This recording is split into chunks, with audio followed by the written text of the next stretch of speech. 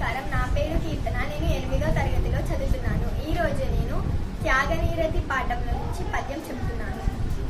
అనిన నన్ను గ్రహించిది మహావిహంగోతమ ఎంజు సంతసం పునశివి తక్షణంబ యసి పుత్రిక నాత్మ శరీర కర్దనం బనంగుండు సేసి చేసి తన వ్యంగమునం గల మాంసమెల్ల పెట్టినను గపోత భాగమ కడిందిగా నిందుచు నిండెనట్టునం. దీని భావం: అనగా సంతోషించిన శివి, పక్షులన్నిటిలో గొప్పదానివైన నీవు నాపై దయ చూపావా అని చిన్న కత్తితో తన శరీరంలోని మాంసాన్ని కోసి తక్కడలో వేస్తూ పావురంతో తూకం వేశాడు. తన దేహంలోని మొత్తం మాంసాన్ని వేసినా కూడా పావురం ఉన్న వైపే తూకం మొగ్గుతున్నది. ధన్యవాదాలు. అందరికీ నమస్కారం. నా పేరు మాత్రిక. నేను 8వ తరగతిలో చదువుతున్నాను. ఇప్పుడు నేను మొదటి పాఠం నుంచి ఒక పద్యం మరియు భావం చెప్పబోతున్నాను. మొదటిగా పద్యం.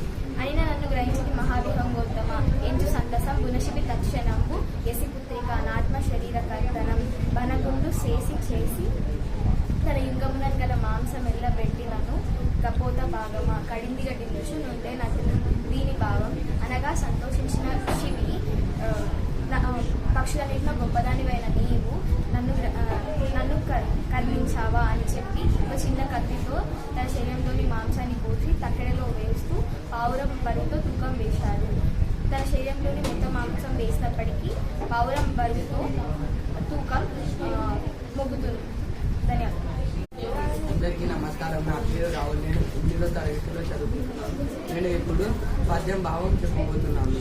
అన్నిన నన్ను గ్రహించి మహావిహంగోత్తమ ఎంచు సంతాసం గుణశివి తక్షణంబు యాసి పుట్టిన నాత్మ శరీర కర్తను మానవుడు చేసి చూసి తన ఎంగమును మాంసమేళం పెట్టిన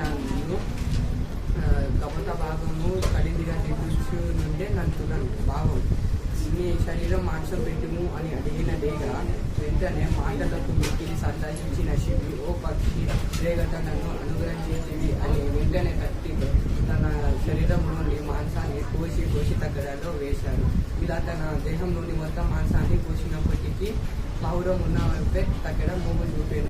నా పేరు అది 8వ తరగతిలో చదువుతున్నాను. ఈరోజు నేను 1వ పాఠం నుంచి పద్యం భావం చెప్పబోతున్నాను. ధర్మవంతులైన పురుషుడు ధర్మము నాకు బాధించడు.